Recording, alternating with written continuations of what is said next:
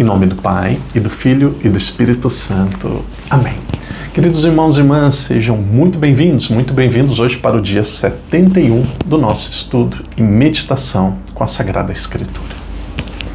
Pai nosso que estais nos céus, santificado seja o vosso nome. Venha a nós o vosso reino, seja feita a vossa vontade, assim na terra como no céu. O pão nosso de cada dia nos dai hoje, perdoai-nos as nossas ofensas, assim como nós perdoamos a quem nos tem ofendido. E não nos deixeis cair em tentação, mas livrai-nos do mal. Amém. Ave Maria, cheia de graça, o Senhor é convosco. Bendita sois vós entre as mulheres, e bendito é o fruto do vosso ventre, Jesus. Santa Maria, Mãe de Deus, rogai por nós, pecadores, agora e na hora de nossa morte. Amém. Glória ao Pai, ao Filho e ao Espírito Santo, como era no princípio, agora e sempre. Amém. Queridos irmãos e irmãs, hoje nós estamos começando o quarto discurso, a quarta homilia de Jesus. Nós lembramos que no Evangelho de São Mateus nós temos 5 discursos, 5 homilias de Nosso Senhor. Vamos procurar na Bíblia, para ninguém ficar com dúvida, e aí, como de costume, nós encontramos ali o versículo onde diz, e ele disse, 2 pontos, abre aspas, até aí quando Jesus terminou essas palavras, quando ali termina o discurso. Então nós vamos procurar assim, na Bíblia do Padre, eu encontro ali, vamos no versículo 2, aqui hoje é só o capítulo 18. Capítulo 18, nós vamos ver hoje 7 pontos, 7 conselhos práticos para alguém ser fiel a Jesus, a Nosso Senhor, vivendo na igreja. Então, 7 conselhos muito práticos de Jesus para aqueles que estão na sua igreja. Igreja de Cristo, nós somos parte desde o nosso batismo. Igreja fundada por Cristo é aquela que ele disse para Pedro, sobre esta pedra edificarei a minha igreja. A igreja de Cristo é aquela que vem da época de Pedro. O padre queria dizer ontem tinha muita coisa para dizer, eram 4 capítulos. Muitos dizem assim, qual que é a igreja de Cristo? Para mim é algo muito óbvio. Para mim é algo muito óbvio. Se eu perguntasse para vocês, eu posso ser filho de Pedro Álvares Cabral? Alguém daria risada e diria, até uma criança, padre, você não pode ser filho de Pedro Álvares Cabral. E eu diria, por que não? E aí a criança ou alguém adulto diria assim, porque você não é da época de Pedro Álvares Cabral, seu pai deve ser da mesma época que você. Alguém para ser seu pai, sua mãe deve ser da mesma época que você. Sobre a igreja de Cristo é a mesma coisa, basta ir nas bibliotecas. Jesus deixou uma igreja, ele usou esse termo igreja, ele falou, quando alguém pecar, nós vamos ver no dia de hoje, vai e se ele não ouve, fale para a igreja. Tu és Pedro, sobre essa pedra edificarei a minha igreja. No Atos dos Apóstolos e nas cartas diz que a igreja se espalhava. Então a igreja de Cristo tem que vir da época de Cristo. Então vamos pegar todas as igrejas, vamos descobrir quando elas foram fundadas e vamos ver quem vem da época de Cristo. Uma igreja para ser de Cristo deve vir da época dele. A única igreja que vem da época de Cristo é aquela igreja que se mantém na sucessão apostólica. Pedro, Lino, Anacleto, Clemente, Evaristo, aí depois vem Alexandre, Sisto, Higínio, Telésforo, Fragiteto, Eleutério, depois vem Paulo, Francisco, e depois você vai voltando, você tem Francisco, você tem Bento XVI, João Paulo II, João Paulo I, Paulo VI, Pio XII, Pio XI, Pio X, vai voltando, depois tem Bento XV, 266 sucessores de Pedro, é só na Igreja Católica. Por exemplo, meu pai, alguém vai dizer assim, quem que é o pai do Daniel? Alguém diz, vamos ver, o pai do Daniel é aquele que ele se dá melhor. O pai do Daniel é aquele que gosta mais dele. Alguém poderia dizer isso. Outra pessoa diria, não, para ser o pai do Daniel nós precisamos ir para um laboratório, pegar parte do sangue, ou do sêmen, não sei, do sangue, leva para fazer o DNA, e aí depois pelo DNA a gente vai saber quem que é o pai. Ou vai para o cartório e descobre no nome de quem que ele foi registrado. Então quem que é o pai? O que vocês acham? Qual que é o melhor caminho? Ver o meu DNA? Ver a minha certidão de batismo? Ou ver quem de olho se parece mais comigo ou quem se relaciona mais comigo?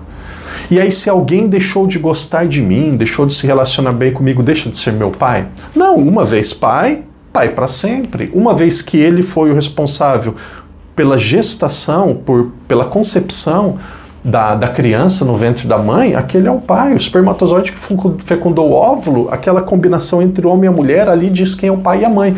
Então não é porque teve pecados na igreja, que a igreja que foi fundada por Jesus lá atrás, durante a história, ela vai deixar de ser a igreja de Jesus. Então a igreja de Jesus, ela é una. E qual que é? Aquela que vem da época de Jesus. E aí eles não conseguiam colocar um nome, disseram, a igreja de Cristo é a igreja de todos. Todos vem de katolikon, em grego, e katolikon significa todos. Então, a Igreja Católica ela não tem nome. Então, isso daqui é uma complementação do dia de ontem. Vamos lá, dia 18. Por que é bom isso? Porque o católico ele precisa, e até os evangélicos protestantes que nos acompanham, vocês têm direito de conhecer aquilo que a Igreja Católica pensa. Então, a Igreja Católica é aquela que existe há 2000 anos, a única que está ligada, como se fosse uma corrente, como se fosse um fio, é aquela única que está ligada diretamente nos apóstolos e vem até hoje. Outras estão ligadas em pastores e fundadores humanos, que teve um princípio aí depois de muitos séculos depois da morte de Jesus. Vamos adiante? Extremamente necessário. O padre não conseguiu terminar ontem, a gente fez um encaixezinho hoje. Então, capítulo 18, hoje é só o capítulo 18, vamos encontrar primeiro o começo e o fim desse texto. Capítulo 18, versículo 2. Ele chamou perto de si uma criança, colocou no meio deles. Quem está dizendo isso? São Pedro. São Mateus está dizendo sobre Jesus, mas quem mostra é São Mateus. São Mateus diz, ele chamou perto de si uma criança, colocou no meio dele e disse, aspas. Aqui começa a quarta homilia. Aqui começa o quarto discurso. E quando que vai terminar esse quarto discurso? Capítulo 19, versículo 1. Vamos ver? Quando Jesus terminou estas palavras, partiu da Galiléia e foi para o território da Judéia. Quando ele terminou essas palavras, ou seja, aqui terminou o discurso. Então já está muito claro, primeiro ponto, já está muito claro que aqui nós temos uma homilia, um discurso de aproximadamente, aqui nós vamos ver, de 7 ensinamentos principais. Um capítulo que mostra o discurso que Jesus teve sobre a igreja, o discurso eclesiástico, o discurso para aqueles que vão fazer parte da sua igreja. E aqui nós temos 7 ensinamentos principais para quem quer viver em comunidade. Como que é difícil viver na igreja, quantos ciúmes, briga, confusão, às vezes quanta incompreensão. Então aqui tem 7 princípios básicos para quem quer viver bem na igreja. Novamente, uma interpretação do padre, eu vou dando os tópicos e nós vamos meditando. Primeira compreensão, a compreensão sobre aquele que é maior. Muitas vezes existem pessoas que acham que são donas de pastoral, que são maiores e melhores do que a outra. E aqui Jesus diz quem é o maior na igreja. Quem que é o maior na igreja? O maior na igreja é aquele que é como uma criança. Como uma criança, porque ele coloca uma criança no centro e diz que o maior é aquele que serve, que é o próprio Cristo, mas aquele que é simples como uma criança, aquele que não tem pretensão. Então, a lógica do mundo é diferente da lógica de Deus. Quem que é o maior no mundo? Quem tem grandes títulos, quem tem grandes carros, uma conta bancária muito cheia. Não. No reino de Deus, o maior é diferente. O maior é aquele que serve mais, o maior é aquele que é mais simples. Então aqui nós já temos o primeiro ensinamento sobre a igreja. Existem pessoas maiores do que as outras na igreja? Existem. Quem é maior? Quem serve mais. Quem é maior? Quem é mais simples. Por que aquele que é maior? Por que aquele que é mais simples? Por que essas pessoas são maiores? Porque elas são mais parecidas com o próprio Cristo, que é o Filho de Deus. E aí depois o segundo conselho, o segundo ensinamento que Jesus dá sobre a igreja, que ele fala para a sua comunidade, que ele fala para aqueles que estão seguindo. Ele fala sobre a realidade dos escândalos ou do escândalo. O que ele fala sobre escândalo? Ele diz assim, haverá escândalos. Haverá escândalos nas famílias, no trabalho, no governo e também na igreja. Haverá escândalo. Infelizmente, haverá. Mas ai daqueles que causarem escândalo. E se alguém causar escândalo contra um pequenino, quantos que existem, infelizmente, não só na igreja, em todos os lugares, é melhor que essa pessoa amarrasse uma pedra no pescoço e se jogasse para dentro do mar, ou se jogasse do barranco para baixo. Algo muito exigente. Primeiro, Jesus fala quem é o maior, aquele que serve mais, aquele que é mais simples. Segundo, ele fala sobre escândalo, quando acontecer um escândalo na igreja. Ele já antecipa que vai acontecer, mas que vai ser muito duro a sua maneira de tratar essas pessoas. Terceiro ponto, ele fala sobre a ovelha desgarrada. terão ovelhas desgarradas. E aí ele diz que a lógica do reino é diferente da lógica de Deus. Se tem uma ovelha que está perdida, aqui parece até uma contradição, né? Jesus, ele critica aqueles que causam escândalos, mas aí ele diz que aqueles que estão perdidos, que cometeram falhas, que abandonaram o rebanho, eles vão ser procurados. Então, uma coisa é você estar em pecado, uma coisa é você falhar, e a outra coisa é você destruir, por exemplo, a vida de alguém. Então, Jesus está dizendo que ninguém está perdido, mas quanto maior o pecado, a gravidade, mais duro Deus vai ser. E aí ele está dizendo que o amor de Deus ele é tão grande, o amor de Deus ele é tão especial e singular, que Jesus, o bom pastor, é capaz de deixar 99 ovelhas que estão no caminho para buscar aquelas que estão perdidas. Ou seja, ninguém será abandonado por Deus, ninguém ficará sem a chance de se converter. Jesus, Deus, não quer perder ninguém. E aí depois nós vamos para o quarto ponto. O quarto conselho concreto aqui é sobre correção fraterna. Aqui falando sobre correção fraterna, o que é correção fraterna? Talvez a Bíblia não use esse termo, eu aprendi no seminário. Correção fraterna é de uma forma educada dizer aquilo que o outro precisa mudar. Primeiramente corrija individualmente a pessoa. Alguém vai errar na igreja? Reze por ela, depois corrija individualmente. Se aquela pessoa aceitar, se aquela pessoa for humilde e de repente ela aceitar mesmo aquilo que você disser e ela se corrigir, você ganha um irmão, ganha uma alma para Deus. Se ela não aceitar, você pega 2 testemunhas e leve à igreja. E aqui é muito interessante, leve à igreja, leve ao padre. Sim, leve ao responsável pela igreja, mas aqui já mostra que Jesus queria uma igreja visível. E tem muitas pessoas que dizem, Jesus não fundou nenhuma igreja visível, ele fundou uma igreja invisível. Essa igreja de Jesus invisível é todos aqueles que seguem a sua vontade, são parte dessa igreja. Se fosse só uma igreja invisível, como que você vai pegar 2 testemunhas e levar aquele que errou para uma igreja invisível? Isso não existe. A igreja que Jesus deixou é uma igreja visível, e aqui ele diz, se alguém falhar, pegue 2 testemunhas, se ele não aceitou a correção, e aí depois esta pessoa vai ser apresentada para a igreja, para aquela igreja visível. E se ela não aceitar mesmo assim, não mudar de vida, ela será considerada como um pagão, como um publicano.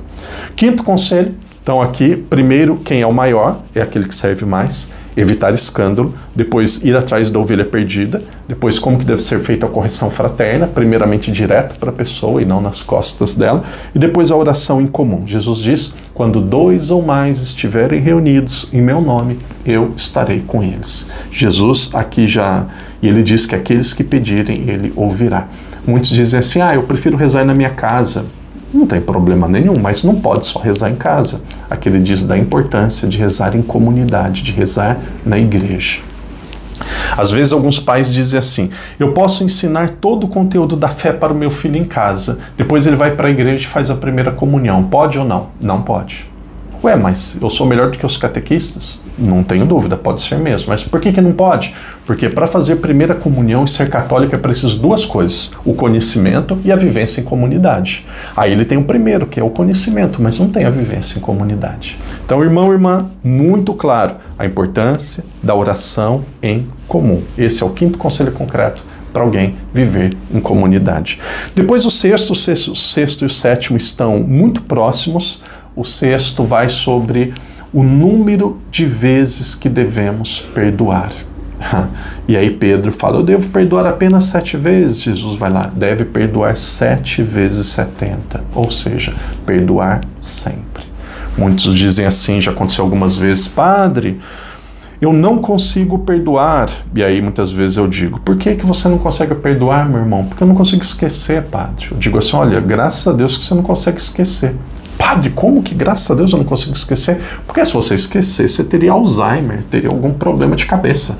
Só se bater a cabeça na parede para esquecer. Porque aquilo que foi muito bom e muito ruim a gente não esquece. Por quê? Porque isso é biológico, é natural, faz parte do nosso biológico. Aquilo que foi muito bom e muito ruim trazem marcas que a gente recorda. Agora, o que você vai fazer com isso que você recorda vai dizer se você perdoou ou não. Você perdeu a sua paz, precisa mudar de rua quando a pessoa vem do outro lado. Você, de repente, ignora a pessoa e quer o mal dela, quer fazer a mesma coisa para ela. Não perdoou, mas continua seguindo a sua vida, reza pela pessoa. Mesmo você ainda lembrando, você perdoou. Perdoar é um grande presente que a gente dá a gente mesmo. Por que a gente deve perdoar sempre? Porque Deus, ele nos perdoa sem limites. E aí, no fim, nós temos aqui o 7º e último conselho. Aqui vai falar um pouco sobre a proporção. Jesus aprofunda o 6º ponto, que ele fala sobre o perdão. Para mim, este 7º ponto que o padre vai dizer aqui, vai contar uma parábola. Eu meditei muito, pesquisei muito, eu achei ela muito interessante, a parábola do devedor implacável. Para mim aqui é muito interessante. Tinha uma pessoa que de repente ela devia, e aí ela foi pedir para o seu chefe e falou assim: olha, por amor de Deus, me perdoe, eu não consigo te pagar, me ajuda, me perdoa. Ela devia 10 mil talentos. 10 mil talentos. O que significa 10 mil talentos? 340 toneladas. O que significa 340 mil toneladas? Aqui nós estamos falando de ouro. 340 toneladas, vamos voltar, 10 mil talentos, 340 toneladas. 1 tonelada, 1 quilo, 340 quilos de ouro. Então, de repente, uma pessoa devia 340 quilos de ouro. Aqui o exagero do texto bíblico é para exagerar e para a gente não ter dúvida mesmo. Então, alguém devia 340 mil quilos de ouro. E aí o dono falou: tá bom, eu te perdoo. E aí ele saiu feliz. E de repente tinha um funcionário desse que recebeu o perdão, que devia para ele também, devia 100 denários. O que é 100 denários? 30 gramas de ouro. Veja, ele recebeu o perdão de 340 mil. Alguém devia 30 gramas para ele. Olha, eu te devo 100 denários, 30 gramas de ouro, me perdoa, me ajuda. Ele falou: não perdoo, não ajudo, você vai ser castigado, você vai para a cadeia. E aí Deus diz assim: olha, você devia 340 mil quilos de ouro, você foi perdoado. Alguém te devia 30 gramas e você foi cruel. Servo inútil, homem cruel, você vai pagar no fogo do inferno. Não usou a palavra inferno, mas é isso que está dizendo. Padre, eu concordo. Então, queridos irmãos e irmãs, isso daqui serve para a gente olhar para a nossa vida. Deus é aquele que nos perdoa 340 mil toneladas. Nós somos aqueles que às vezes não quer perdoar nem 30 gramas do nosso irmão. Então, que Deus nos ajude a mergulharmos no nosso coração e a lembrarmos aqui esses 5 ensinamentos muito práticos para vivermos em comunidade. Muito práticos mesmo. Traga para a sua vida. Primeiro, quem é o maior? O mais humilde é aquele que serve mais. Segundo, escândalo vai acontecer, mas não cause escândalo. Terceiro, ele veio para aqueles que estão perdidos. Nós não podemos desistir de ninguém, ir atrás da ovelha perdida. Quarto, correção fraterna. Alguém errou? Falhou? Converse individualmente. Padre, eu não tenho coragem, então fecha a boca e não fala nada. Fecha a boca e não fala nada, porque falar pelas costas é um ato de covardia. Quinto, oração em comum. Pode rezar sozinho? Pode e deve, mas a oração, para ela ser mais eficaz, ela deve ser em comunidade. Depois, perdão dos pecados. Quantas vezes? De forma incontável. Por quê? Porque Deus nos perdoa. Muito mais, como nos diz aqui esse 7º ponto que nós meditamos. Muito obrigado por nos acompanhar. Amanhã vai ser um dia um pouco mais exigente. Amanhã nós vamos ter vários capítulos. Amanhã é mais uma narração, mais uma narrativa dos atos realizados por Jesus. Nós temos aqui alguns ensinamentos muito claros que ele vai nos mostrar. Amanhã capítulos 19 e 20, 21, 22 e 23. 5 capítulos. Sempre no primeiro comentário do vídeo, na descrição do vídeo, nós temos ali a planilha. Você clica, você vai encontrar a planilha para as leituras que o Padre está sugerindo para este mês de março. Que Deus te abençoe, que Deus te proteja, permaneça firme, permaneça firme. Os vídeos aqui estão em torno de 20 minutos, por quê? Porque o conteúdo ele é muito amplo, ele é muito longo. O Padre tenta fazer um sobrevoo sobre tudo aquilo que nós estamos lendo e depois enfoca ou coloca mais atenção naquilo que é essencial. Querido irmão, querida irmã, se você conseguir, se nós conseguimos ler a Bíblia toda esse ano, nós já fizemos uma grande obra na nossa vida aqui na Terra. Então, persevere e vamos até o fim. Não desista. Você poderá dizer com a graça de Deus: eu já li a Bíblia toda. Vamos adiante e até amanhã, se Deus quiser. Em nome do Pai, do Filho e do Espírito Santo. Amém.